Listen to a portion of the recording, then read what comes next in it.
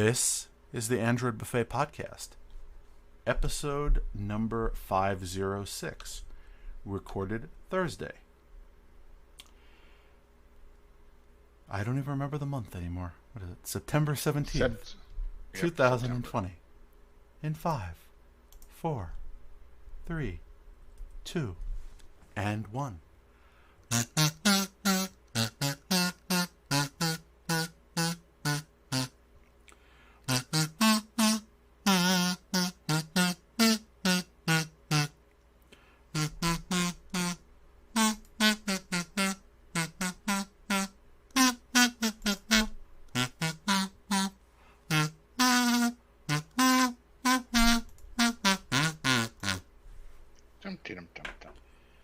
So it is telling how long the world has been in a different place that I can't remember the date.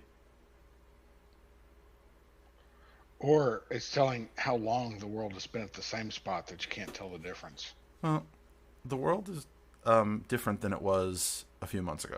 Regardless of what you think about the current situation, that is the objective truth. So I spend a lot of time lately, because I'm still hiding in the woods, for at least until it starts snowing, in a room in the basement, so I can't see the seasons changing. Occasionally I poke my head above ground and realize that there's a world out there and then come back. Just before this, I was, I had opened up, Guru's Barbershop down here, and I was prepping myself for the coming few weeks by removing a little off the top. By the time this is all over, I might get so good at it, I might not need the services of a professional barber. Or I could just do what you do.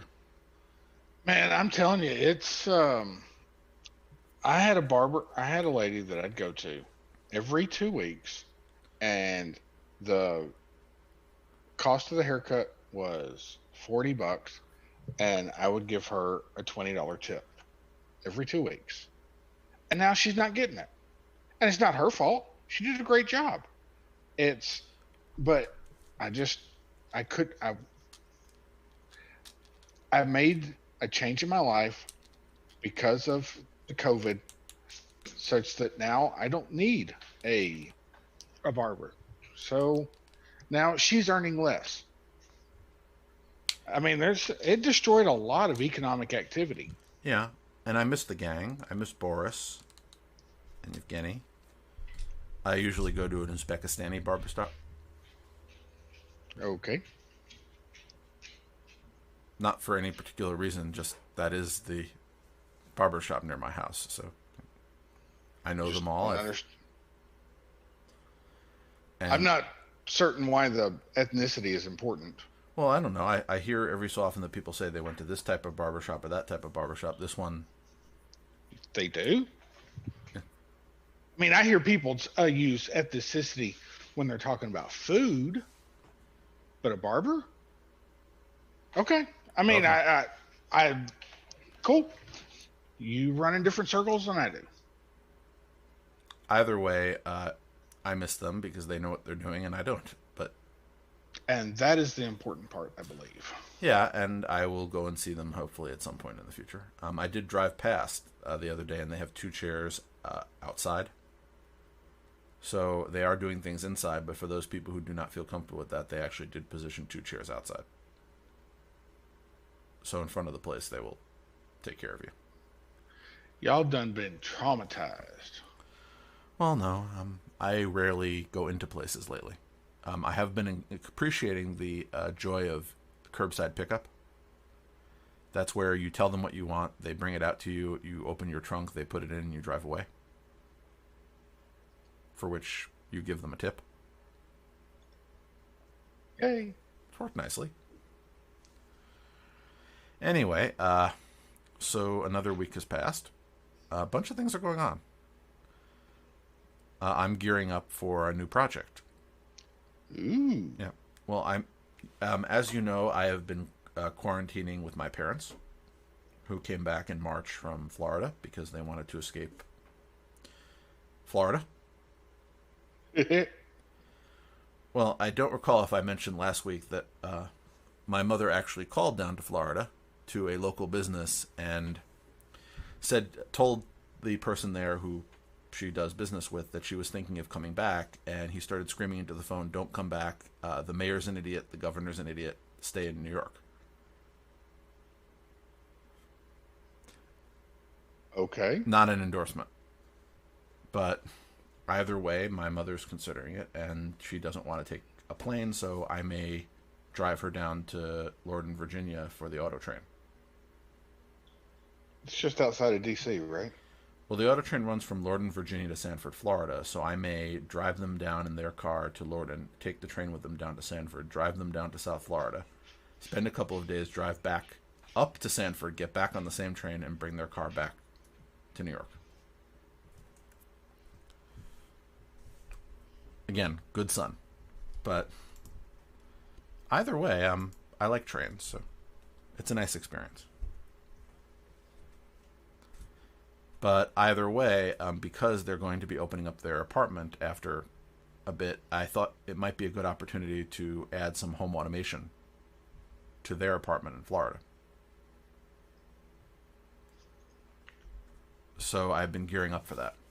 I've been trying to figure out if I wanted to put in, a homebrew home automation system that's simple that I could remotely manage, because I'm not going to drive or fly down to Florida every time I have to perform maintenance. I need something that's remotely accessible that I can fix, and I can just give them instructions like, could you unplug this or plug this back in? So that's the design I'm contemplating.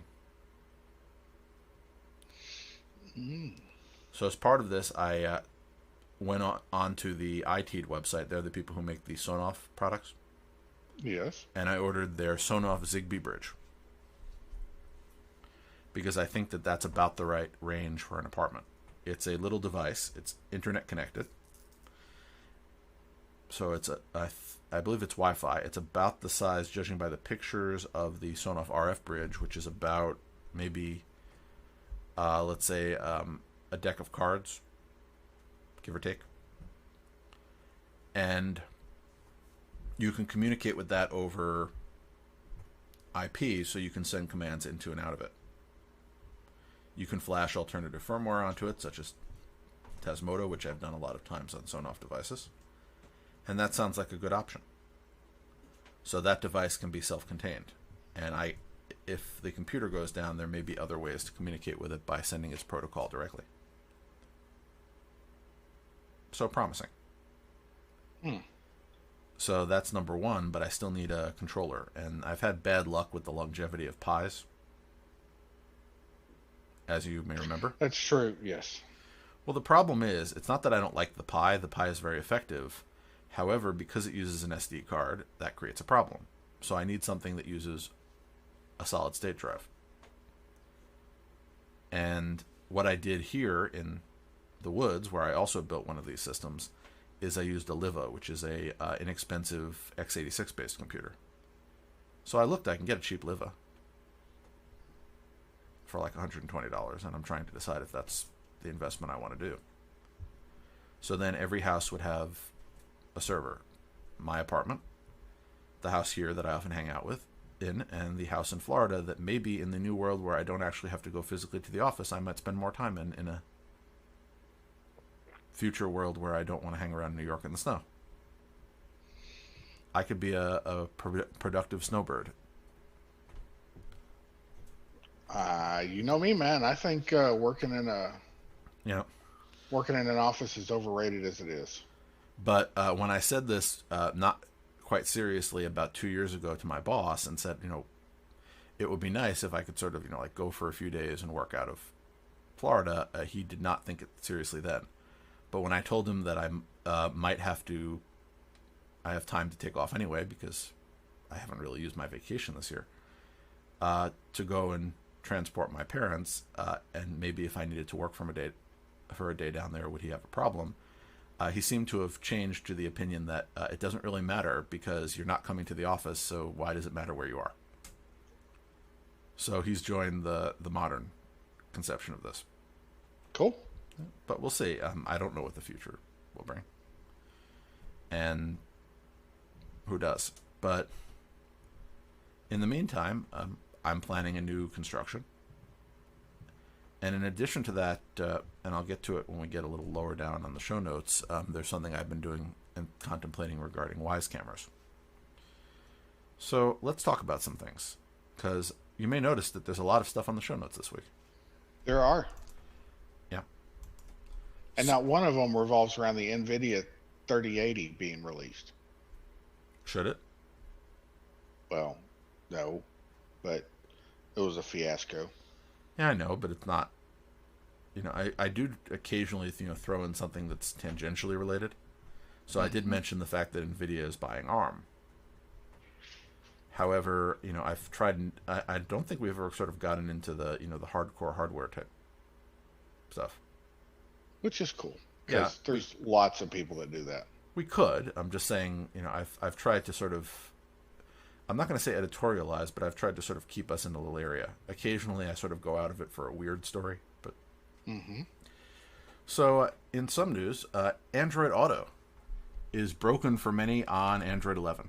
So I was worried about this when I read the story, because I got Android 11 and I have Android Auto.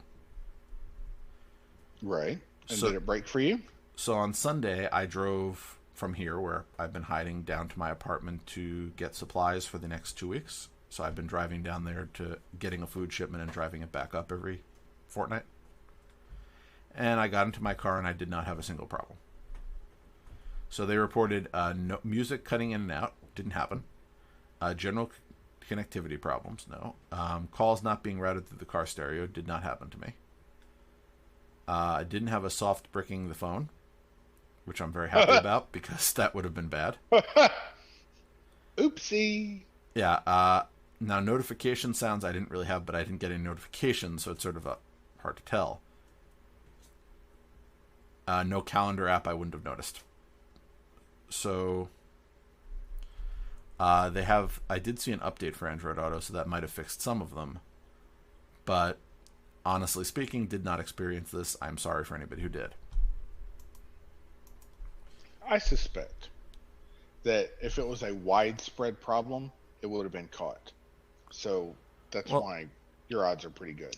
Well, but I mean, it is so impossible to check all the variants.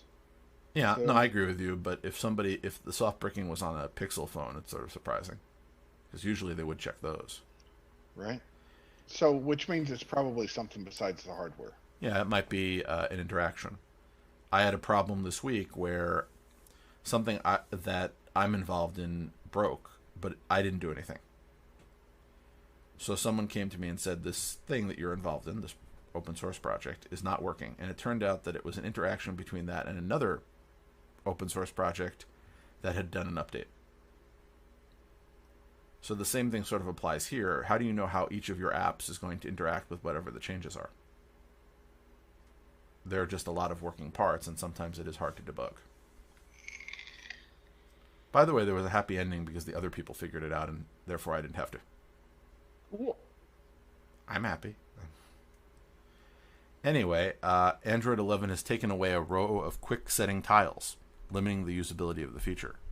So this is an article from Android Police where it's pointed out that in Android 11 you only get 2 rows of quick set tiles, and previously you got 3. And the reason that the third row was moved away was to make room for the new media player. I'll buy that.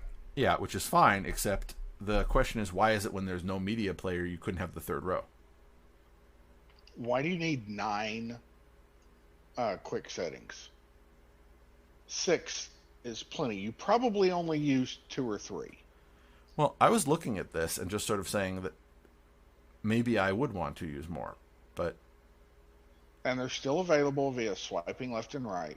Yeah. But one of the issues that I have with my Samsung, is that it turns the entire friggin' screen into quick settings. Yeah, I would agree with you. That's a bit unnecessary. So 6 of them, cool. Yeah, and now, in my opinion. Yeah, it means that I now have to decide what my 6 quick settings are. Oh. You know, the tyranny of decision making. But again, I find it interesting that there's a lot of people who don't like this behavior. And I don't think it's unreasonable to say maybe that they could have offered the option to people. But again, I also fully understand why you want a simplified interface. Now, speaking of tiles, if you are a Wear OS user, you can now add more than 5. Yeah.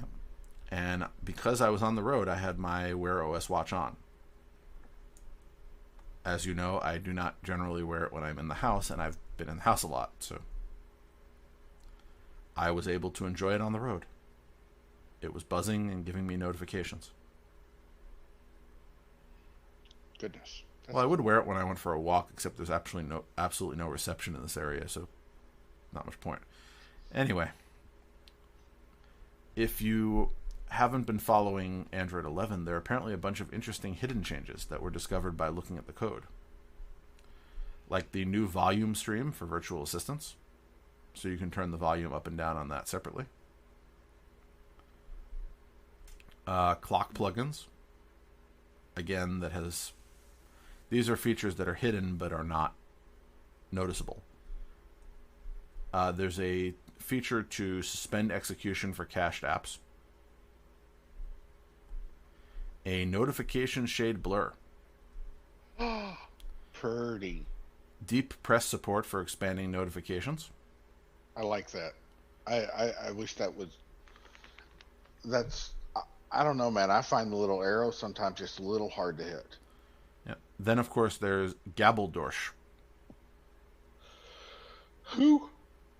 I'm sure that is a clever nickname for it, but I have no idea what Gabeldorsh is.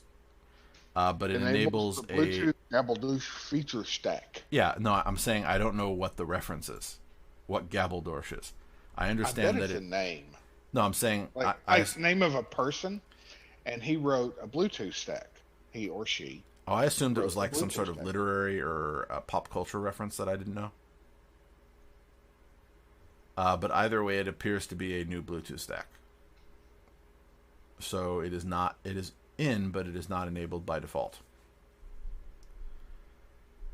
You have enhanced connectivity, which yeah, which apparently no. Let's go back to the Gabeldorsh. Yeah. Oh, you found something on Gabeldorsh? Apparently the previous stack was fluoride. It was a fluoride stack. Yes. So what is Gabeldorsh? It's the German word for the Physidia family of fish. Okay.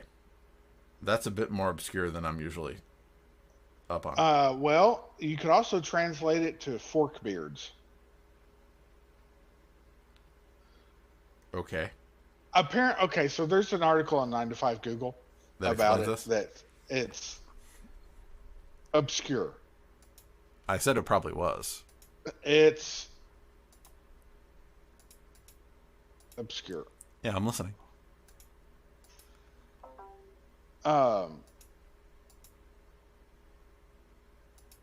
So apparently, in the year 1958, Harald Bluetooth Gormson succeeded his father as King of Denmark. So there was a king 1,000 years ago whose nickname was Bluetooth. Okay. And he was succeeded by his son, Sven Forkbeard. And if you translate Forkbeard loosely, if you translate it, so you translate Forkbeards instead of Forkbeard, yeah, what you get is Gabeldorsh. They spent entirely too much time on this name, didn't they?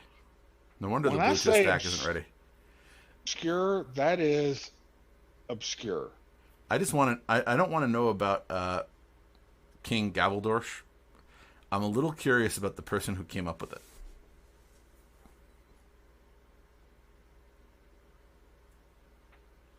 Wow. All right, cool. Anyway, the enhanced connectivity feature apparently allows the thermal power manager to actively shut off 5G. So this only works for 5G. There's still some functionality that is not enabled for multi-audio focus. So that would be where you could have multiple apps playing audio at the same time, which sounds unpleasant to me. Well, what it probably means is you can get your notifications without actually pausing the. So you could hear the ding without actually pausing your podcast. As long as it's not annoying, I'll wait to see whether or not they can actually do it in a effective way.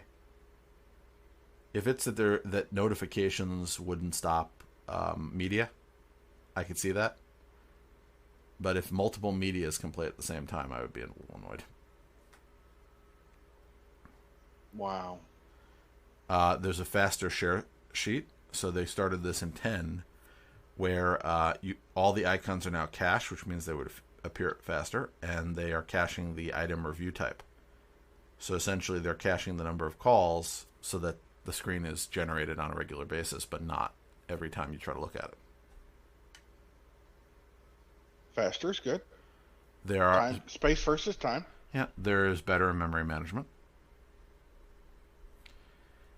There is improvements to Android 11 Go Edition, which is used on low RAM devices. It now supports multiple users, managed profiles, and notification listeners. Apparently, 10-bit wide color images can now be set as wallpapers.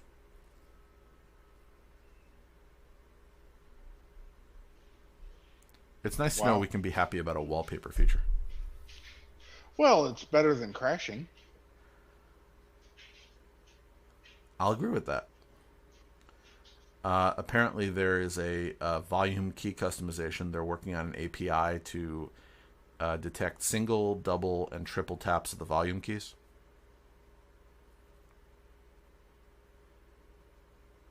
I just wish my volume keys were easier to hit.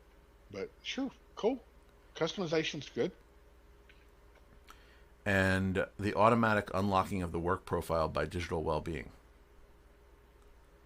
So apparently a scheduler can automatically disable the work profile in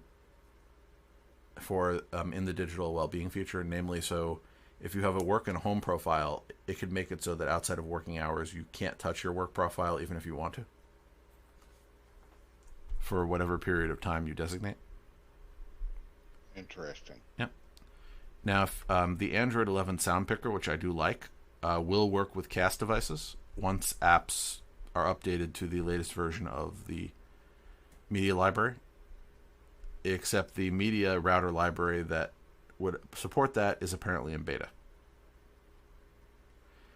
So as soon as it comes out... And what good does this do you? So as soon as this comes out of beta and apps start integrating it, so then in the notification shade, the reason they got rid of the row of icons was to support a new media player, right, in the pull down. And one of the things in the corner is it has the output source, so you can switch between, let's say, speaker, headphones, Bluetooth, what have you. But yes, once the new media library is integrated into the app, you'll be able to switch to Chromecast there. So sound picker. Well, I have one of these on my computer. So on my computer, I have a little thing in the upper corner. It's a little improvement where I can select which speaker the computer's audio will play out of and which microphone will come in. So right now, for example, the options are the built-in audio on the laptop or out of the HDMI port. And the microphone has several different options as well. So I find that useful because I have multiple audio devices that I often plug in. So here the idea is if you had a Bluetooth device hooked in, you would be able to switch. Now, I've never quite understood this for that because it makes sense maybe if you have a tablet. But with your phone, I can't see where you would say, okay, I'm going to switch from the Bluetooth earphones I have over to the speaker in the phone. It sounds like you would if you were doing that, you were probably turning your Bluetooth earphones off, in which case it would automatically go to another source. Yeah. So I can understand why there's a little button there in the media player that would allow you to switch to an external device like a Chromecast. That actually makes sense to me. where I could say, okay, I no longer want to play on the device. I want you to send it to this other device. So, again, makes sense. Okay, I had a different idea of what the sound picker was. Okay. I thought the sound picker was where you picked a sound for a thing. No. This is This is essentially it's an output select. Okay, that makes a whole lot more sense. Yeah. So the sound picker here is now you can do output selection. As I said, I can't really see it as being useful without the Chromecast feature. Although I'd imagine. Oh no, man! Yeah. If you've got I've got like 3 different devices, Bluetooth devices hooked up to my phone at pretty much any given time. Simultaneously. Some of them do sound. Yeah. Okay. Well, that's odd. What are the 3 devices that you would have hooked up simultaneously? I have my Galaxy Buds. Okay, my so headphones. watch. Yeah. And. Can you play music out of your watch? Yes. Okay. It has a speaker and a microphone. No, mine has a microphone. I think the old one I had a speaker, but I never actually used the speaker on it. So. Yeah, I straight up Dick Tracy it. Okay. Do we have to explain that reference for people who don't know who Dick Tracy is? Well, if they don't know who Dick Tracy is, then yes. But how many people don't know who Dick Tracy is? Okay, well, how about this? Just for suspense, if anybody does not know who Dick Tracy is, please send us a note. Even if you subsequently and we won't and make fun of you. All we'll do is explain who Dick Tracy is and what the reference was to. Yeah, but I'm going to say, please tell us, even if you got curious, Googled Dick Tracy, and you now know who Dick Tracy is. I'm just curious because, again, while it is not an uncommon reference, it is not necessarily a current pop culture reference. It has. Let me get this straight. Are you calling me old? You're calling me old, aren't you? But if you're old, by that logic, I am too, because I know the reference. Although there was that movie. Anyway.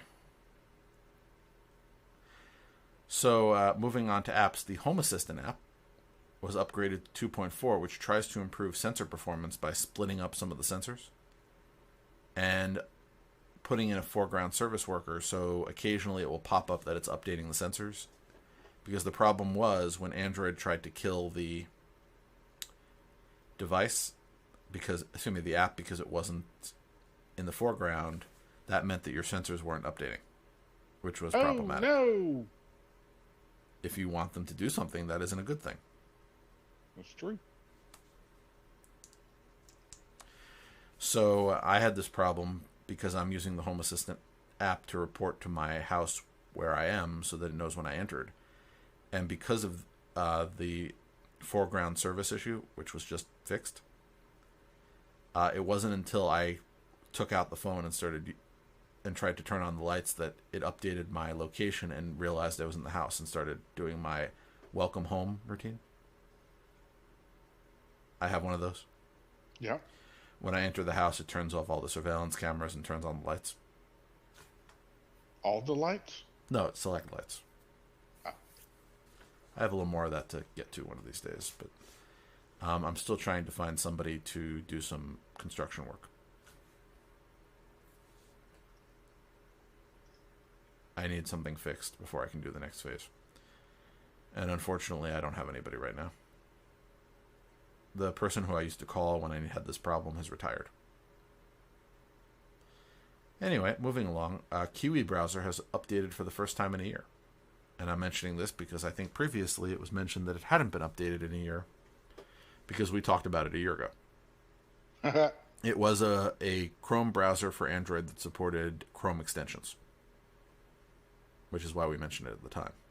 Which is kind of impressive. Yes, whereas the official Chrome browser does not. But thanks to the awesomeness of open source. Yeah. But there are a few different problems because it's hard to keep all these browsers that are based on Chromium together. So there is some talk of these browsers working together. And maybe some consolidation. Or at least collaboration. which wouldn't be Eh, a bad thing. the downside of open source is lots of forks, Yeah. Also, the but upside. lots of forks. Yeah, I'm saying it's a downside and an upside. The world Trying is to full get of developers to work together uh, is a lot like herding cats. people herd cats. Not successfully. Okay. You know, I knew him fairly well. Who? Mr. Katz. Okay. I wish I didn't.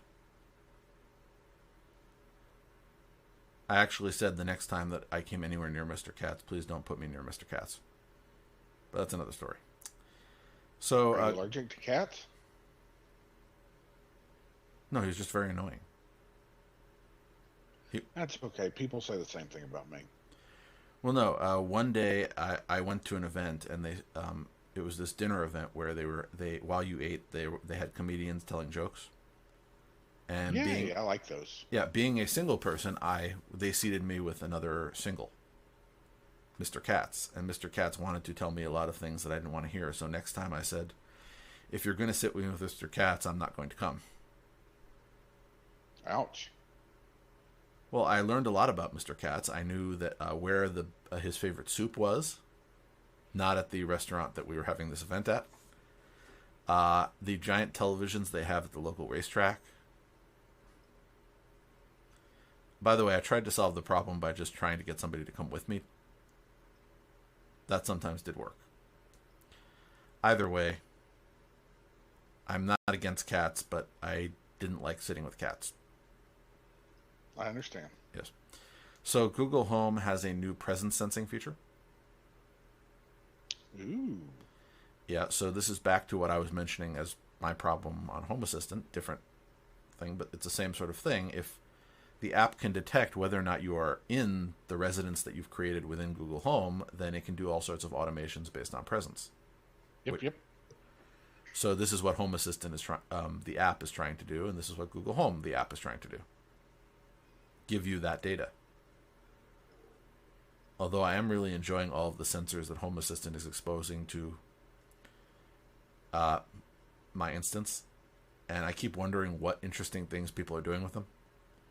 So you tell me, what home automation would you have based on the pressure sensor in your phone?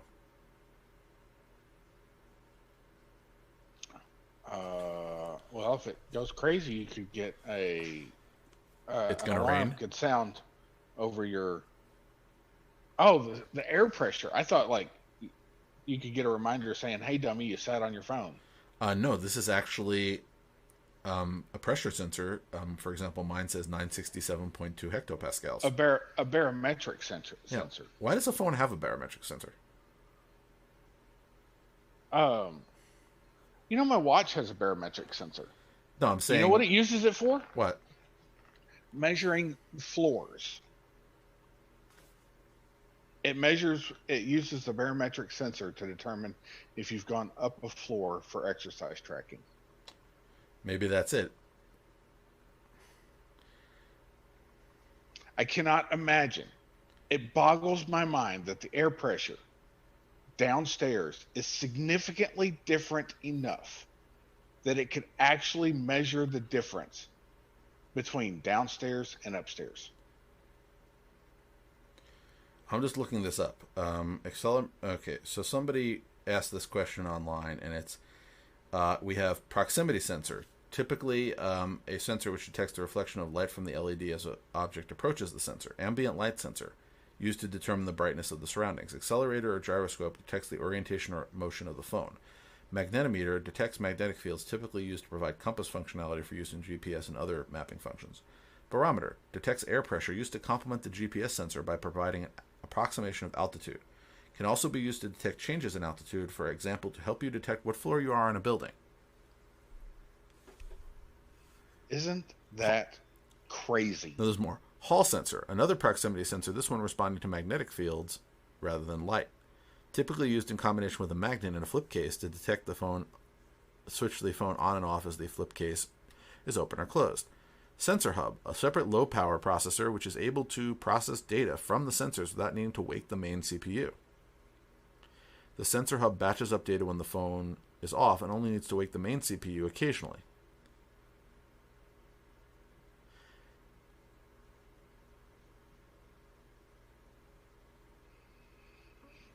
There you go. Sensors are good. I just ordered a bunch of sensors. I decided that my the air quality sensor that I ordered for indoor air quality wasn't good enough because it was only detecting particles at 10 micrograms per cubic meter of air or 2.5 micrograms per cubic meter of air, and I wanted to go all the way down to 1 microgram.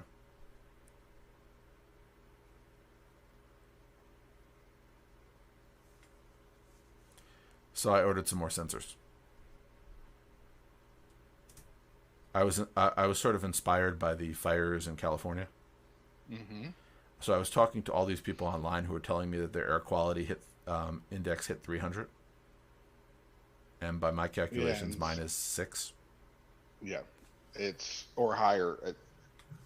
The majority of my team works right in the Portland area. Yeah, I was talking to people in Portland, people in San Francisco, people in Los Angeles. I have a friend in Los Angeles who's afraid in the next few days that they may ask him to evacuate. It has not happened, but he's close enough that if things spread, he might have to relocate to another location. Oh. So while I hope he stays safe. I hope they all stay safe.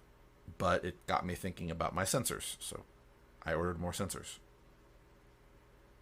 These are the same sensors, or the same line. I think I got the nicer model that are used in the Purple Air outdoor sensor. And I thought maybe I would see. I've never been able to really feel comfortable building a ruggedized case, which is why I used a third-party wireless sensor to get my data. But I'm curious if I could actually build a nice ruggedized case for the sensor that would be resistant to New York weather. And yet still allow air in. Yeah, well, what I have to do is buy a box and then cut a hole in the bottom for the air. And then cover that with mesh so that bugs and other things don't get in. And arts and crafts is not my specialty. So I figured if I buy a bunch of cheap sensors and wait 6 weeks for them to come from China, the cost is reasonable. So if I break something, I don't feel as bad. Sure. Also, who knows where I'll be in 6 weeks? I could be on the auto train passing by you. It could be. Moving along, Wink has continued its downward spiral with apparently a day-long outage, for which they apologized and said, "We're usually up." Our SLA is 51%. No, they said 98 in the last few months. But we're back to Wink does this at the moment does not inspire things. There is also, of course, the other part of it, my personal favorite, which is the Wink website. So they apparently have lost control over Wink.com, and it now displays a landing page. And there is no registration info for the partially functional winkapp.com. So it's sort of, they've lost control of their domain. Their main and support Twitter accounts were silent about the fact that there was an issue. They waited to apologize, and they didn't keep people informed. So this company continues to prove why, even though I liked them earlier on, they are no longer something I can trust. So if anybody wants a free Wink Hub, just tell me. I completely It's in a box, sitting behind me. Don't need it. I actually have a Wink 1 and a Wink 2. Neither of which I intend to use ever again. But have yet to throw out. So Wise asked for donations for its person detection. So this is the second time that they've gone with this sort of pay what you want model. Yeah. Because they've said, okay, well, when we started with person detection, it was a free feature because this other company was taking care of it. And then this other company stopped taking care of it, and we had to develop our own solution, and that cost money. Yep. So we initially, so while we didn't promise that the new product would necessarily be free, we promised you that person detection would be back. But since we can't do it on the device because we didn't own that technology, we have to do it in the cloud, and that costs server money. Yes, it does. So they're saying that, they are going to do this pay what you want model, and if enough people pay what they want, then they will subsidize everybody else. If not, they're going to try to figure out a price that is reasonable that people can accept. Well, I think it's what's the other option? I mean, it does cost money, so the money's got to come from somewhere. Yeah. And I like the fact that they're sticking to the you are our customer, not our product model. So good on them. I mean, it just. And the long-term plan appears to be that every premium feature will be offered at whatever price users think is realistic. So they're going to do it this way to continue to set the price. Now, they're doing that for their Cam Plus. Now, the only thing that annoyed me is when I set up another Wyze Cam. I didn't technically set it up. I had deregistered it previously, and I brought it back online and re-registered it. And they automatically, they wouldn't let me not do it. Put me into a 2-week trial for Cam Plus, after which they immediately turned it off. So they didn't actually do one of those. We're going to start billing you after this point if you don't do anything, which I appreciated. But it was not a time in my life where I wanted to try their continuous monitoring service. So I really wish they'd let me try it at a time of my choosing instead of theirs. But again, I can't really complain about it because, again, they didn't charge me for anything. It was just, I didn't really get to experience the feature. Now, Cam Plus is reasonably priced. However, it's per camera, and with the number of cameras I have that just do very simple things, it wouldn't be worth it for me on most cameras. But it did make me think, and I was talking about this, that I had some projects I was thinking about. I've been thinking about doing something similar to what I did here. So here I set up a weather cam. So my weather cam is the cheapest piece of junk, $30 IP outdoor camera I could find with a plug. I ran the plug to a nearby outdoor outlet, covered the entire outlet with one of those plastic covers so you can put an AC adapter brick inside it. And I do not actually record the feed from this camera. What I have is a script on that Liva that I have running here that every 5 minutes takes a snapshot of the camera feed. Because the purpose of this camera is to see what the weather conditions are outside, because I don't have a window down here. So I don't really need to see that live. Sure. But I was thinking of doing the same thing, except instead of doing the snapshot every 5 minutes, I would have a motion sensor, and when the motion sensor was tripped, it would trigger the snapshot. Because I don't really need a video of people walking around, I just need an image. And I would still be able to access the camera to see the live feed. Or even if I did a video snapshot of 5 seconds. So I think that I could get rid of Wyze's paid service and possibly sort of roll my own model that works better for me. Because there's software that does this. I was using MotionEye for a while. Unfortunately, I have a problem with it. But eventually they'll fix the problem. And there are other services like that where they'll hook into RTSP capable cameras and do auto recording based on triggers, such as changes in the feed. And I think that works a lot better than having Wyze do it, if I can get it working the way I want it to. But a lot of these projects involve me actually being in my apartment, which I haven't been, so that's why I'm still thinking about them, but haven't decided what I'm going to do. But do you have any thoughts? Do you need a complicated security system, or do you just need a snapshot when somebody crosses over the camera's field of view? Sometimes I just want to watch a live feed. Yeah. No, I have that too. For example, this is the weather thing. I can tune into the live feed. I'm just saying that's not what I'm normally capturing. Right. So I'm capturing, and one of these days I probably will take those 5-minute snapshots and do like a time lapse.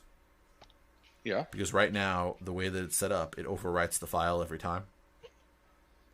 So, Oh. well, no, it's essentially a URL where I can see what the weather looks like within the last 5 minutes. But at some point, I might, do sort of this time lapse of an hour and, store an hour's worth of these and then overwrite them.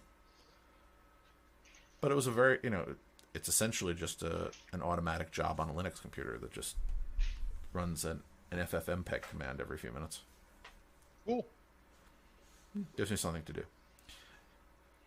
So, moving along, there's a new Nest thermostat that passed the FCC, so new hardware may be coming. Yay, and it still won't work with Carrier. Yeah. And here's one of my most amusing things of the week, the Home Assistant tags. Did you catch this? No. So Home Assistant announced that they now, both their mobile apps and the actual software itself, have support for NFC tags. Cool. So what you can do is you can get scannable NFC or RFID tags as what they call first-class citizen in Home Assistant. So you can, in both of the Android apps, you can write to the tags with something that when the tag is scanned by anything, it will trigger an event in Home Assistant. So it'll write something to the tag, and anything that has the app will do it. And you can also do a standalone reader. So they're actually willing to sell you a standalone reader. So if you want to, there's this some of the people who built this reader, which is based on ESP Home, which is an 8266 chip and a PN532 NFC module. They've built a little device with a 3D printed case that you can buy from them if you're willing to. If they had a U.S. drop site, I probably would, but judging by the currency, it looks like they're in Europe, and I'm not sure if it's worth mail ordering something from Europe. Not that I'm against things from Europe, but I'm more thinking of the fact that the shipping is going to be worth more than the item. At that rate, I can. And they're not cheap. They're like Yeah, but at that rate, what I could do is take an old cell phone that I'm not using and run an app on it and have it work that way.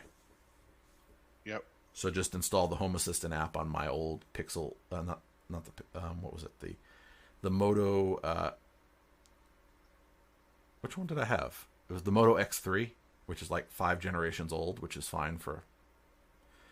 It can handle the old, even the old version of the operating system can probably handle Home Assistant, and it does have an NFC scanner, so I just could do that.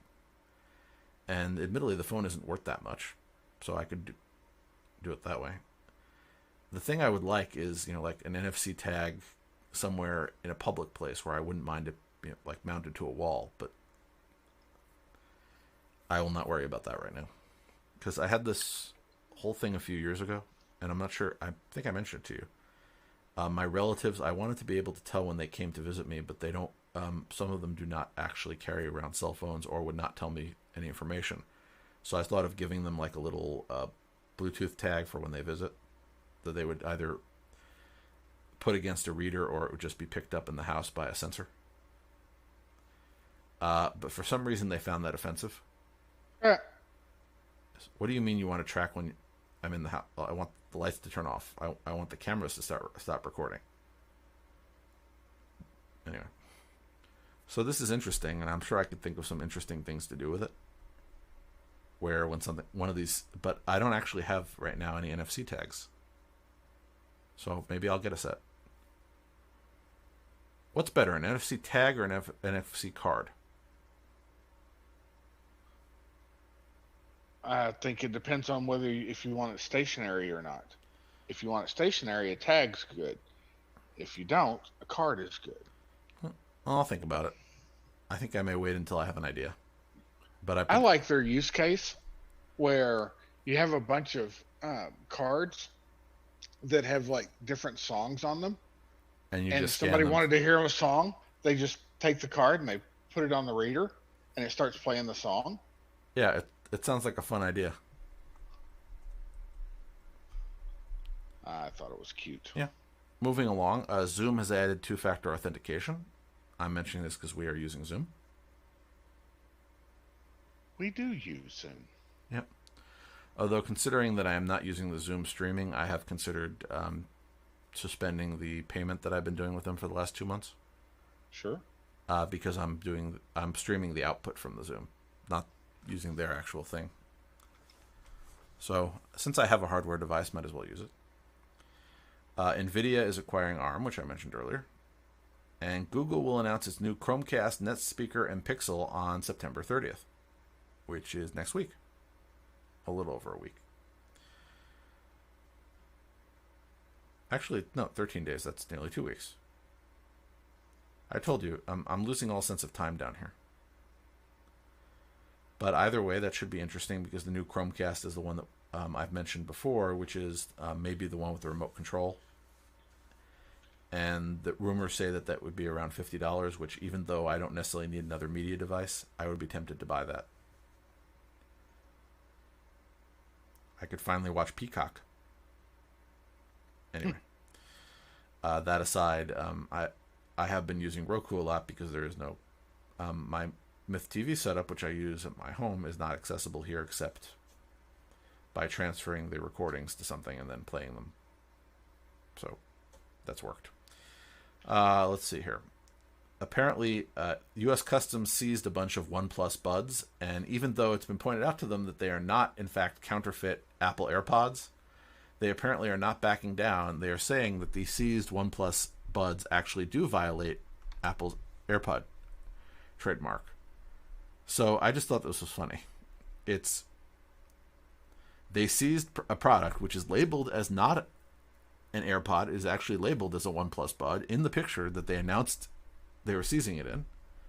And when they reached for comment, they essentially doubled down on the fact that they didn't do anything wrong.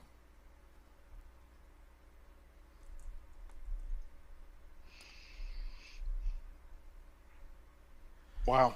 See, this would be like somebody, seizing a shipment of Pixels and saying they look too much like an iPhone. Most phones look like a rectangular black slab. Anyway, I don't know. CBS All Access is becoming Paramount Plus.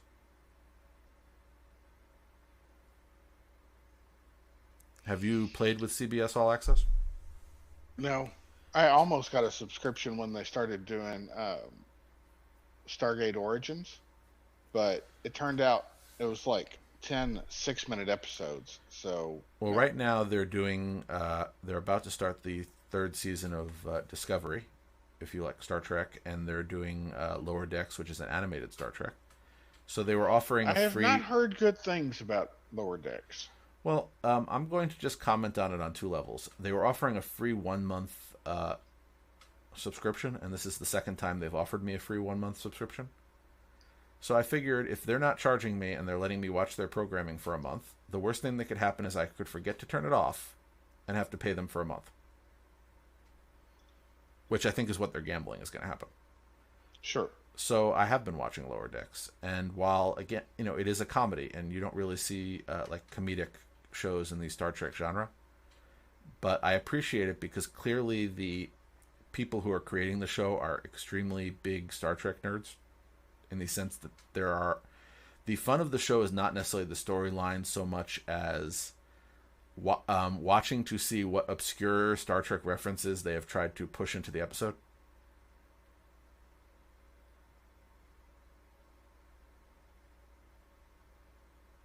I'm not sure if that makes sense. It does. Do they have somebody bump their head on say, I know the ship like the back of my hand, and then bump their head? That would be too obvious a reference. Oh.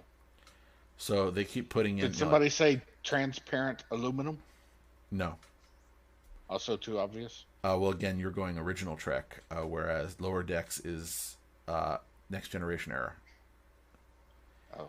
Is there a P, which is, like Q's dad? No, but it was recently revealed that in a future episode, John Delancey as Q will make a cameo. Ah, cool. But a lot of it involves really obscure Star Trek references, such as alien races that did not get much of an appearance appearing on the show in detail. Cool. But again, you sort of, if you look at some of the interviews with the people who work on the show, the writers specifically, their glee in sticking this stuff in is evident. and it's fun to sort of look for it. So if you do not want to pay and you take advantage of one of their free trials, it's probably worth watching. Again, it is not Shakespeare, but it is entertaining. Does it count as canon? Yes. It No does. kidding. Cool. Yeah, the whole premise of the show that I find interesting is it's based on the Star Trek Next Generation episode Lower Decks, which was an episode where they focused, instead of on the bridge crew, on lower ranking individuals on the ship and their lives and from their perspective. And that's the premise that they've turned into a show. So the bridge crew exists, but in this show, the bridge crew is the B plot, and the ensigns and the other low-level personnel are the A plot. So it's as if you took Next Generation and reversed the importance of the two aspects of the show.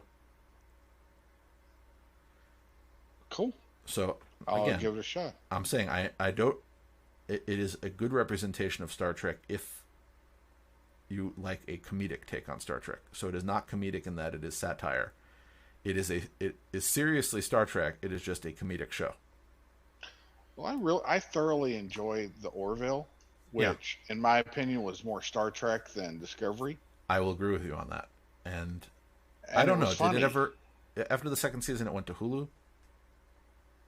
I don't know where shows are. I thought it did, and I have not tried. I have not taken advantage of any Hulu offer.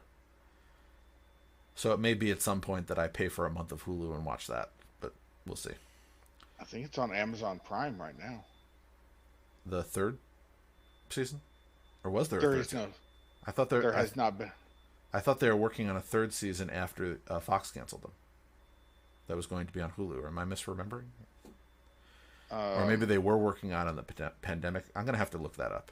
There's a third season planned of 11 shows, but it has not been released anywhere yet. Okay, but I did watch all of the ones that were on Fox. Well, I didn't watch them on Fox, but when they were on television that I did not have to pay extra for, I did watch them. And I will agree with you. It was also a comedic take on the whole, or comedic in the sense that it was, the future was more like today than it was an idealistic utopia.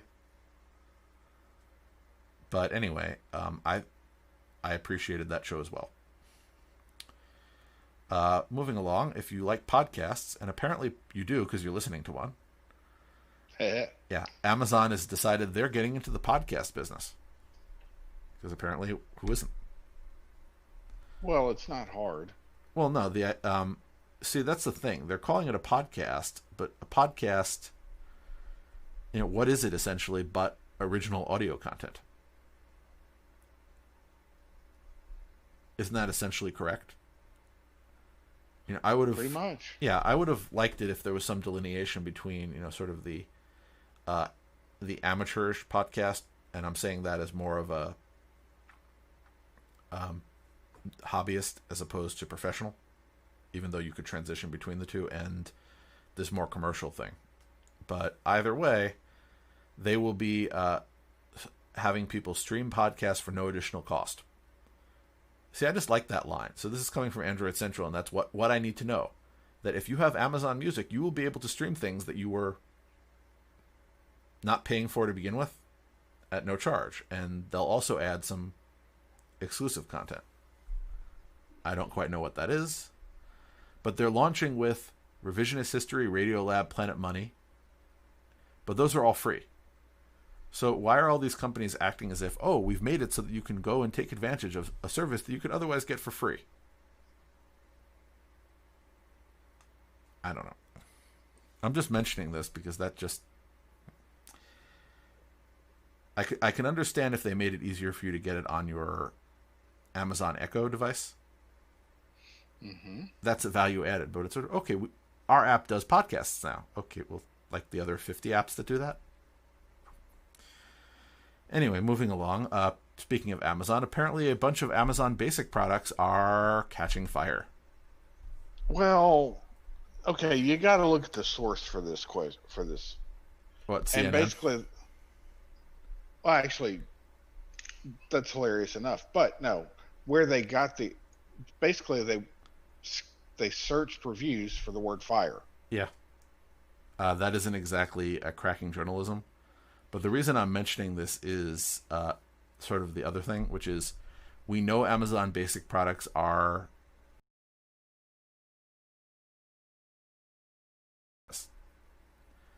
now being fair about it. There have been a lot of lawsuits against product liability towards Amazon for selling some of these things.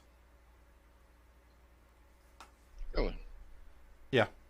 But if you go to the whole CNN thing, and again, I'm not going to comment on whether or not CNN did a good job or a bad job on the fact that they were searching reviews, but they are correct that many of these Amazon Basic products, because again, they are deliberately cut rate products where they're trying to undercut other sellers by selling a cheaper version of the product. Yeah, that makes sense that they might not be high quality items. Yep.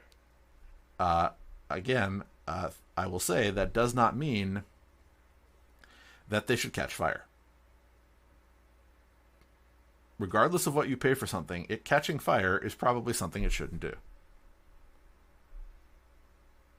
So I think of a inexpensive product as one that does not have any frills. I do not, maybe it will not last as long. However, I do not think that it should risk hurting me.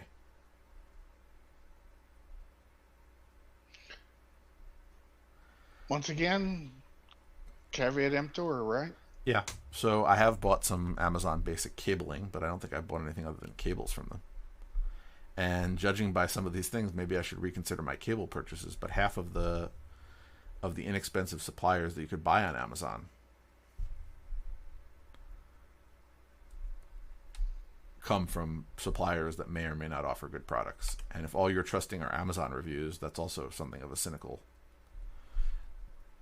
way of doing it. Now, they did respond on September 10th, a week ago, with a to the CNN story saying that they thought it would be helpful to share how they ensure the safety of Amazon Basic products, including proactive safety measures, partnering only with suppliers who meet their supply chain standards.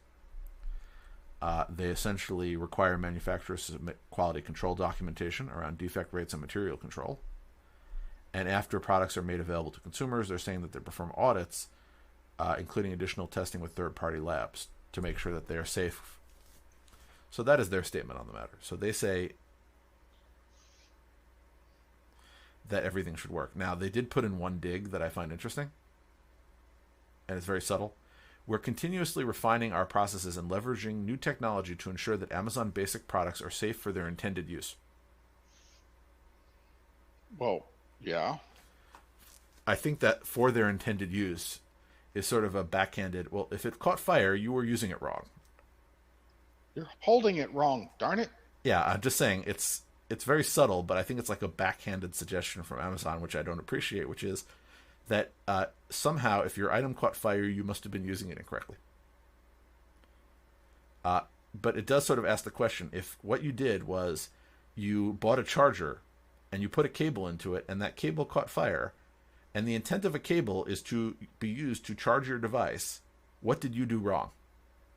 Did you not use it? But if you bought a power supply, or if you bought a charger designed for 110, and then you plugged it into 220, yeah, and it caught fire, well... No, I'll agree with you on that. Oopsie. No, I will agree with you on that point. I'm just saying that I feel like the reason for mentioning this is not... If you bought Amazon Basic hairspray, and then you spray it over a campfire, and it goes woof, then, well, oopsie. Yeah, but you understand what I'm saying. I don't think that there's their intention for saying it. I think that is their intention for saying it's not our fault. You did something wrong. When I think many of the people who may have been subject to this problem did not necessarily do anything wrong. Oh, see, I think... I'm not saying everybody didn't. Well, let me ask you a question. Now, they did admit that they did some testing of their own, but if you sort of look at this, an Amazon USB cord started a fire in a home.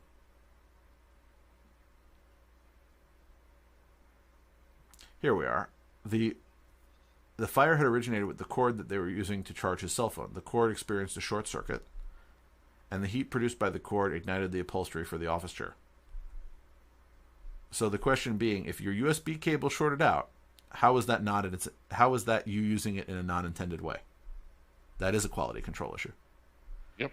Now, if you overloaded it or used it in a way not intended, fine. But I'm saying that the suggestion that if there are this many problems, that it is because people are using it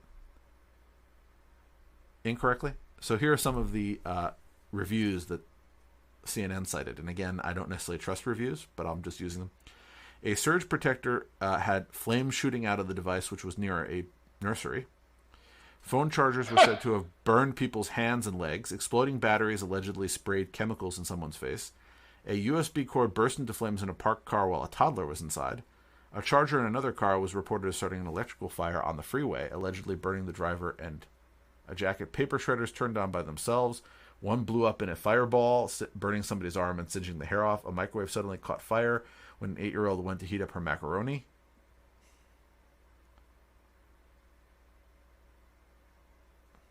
And each of these purchases were, according to Amazon, verified. As in, Amazon itself confirmed that this person bought one of those items from them and received no discount or review.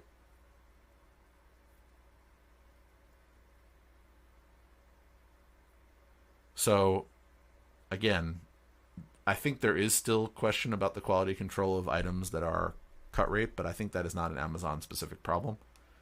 I just think that the suggestion about the intended use is a backhanded way of blaming the consumer.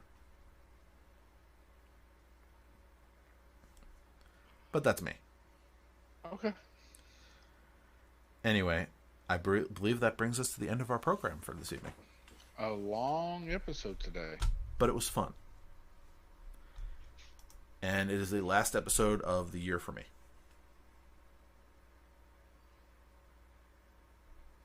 Okay. Happy New Year, Jerry. Happy New Year. I'll see you next week. Goodbye. Bye, folks. Goodbye.